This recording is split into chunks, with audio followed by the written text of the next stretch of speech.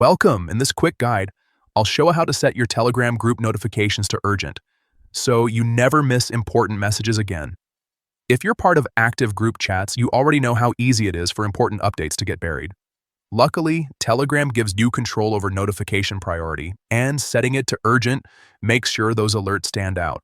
Let's walk through it step by step. First, open the Telegram app on your phone. Once you're in, look for the menu icon. Depending on your device, this could be the three horizontal lines in the top corner or your profile icon. Tap on it to open the main menu. Next, go to Settings.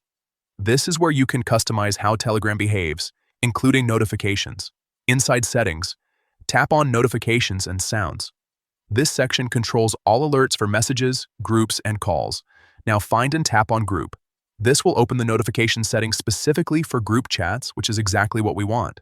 Scroll a bit and tap on More options. This area gives you deeper control over how notifications appear and behave. Then, tap on Priority. You'll see different levels of notification importance here.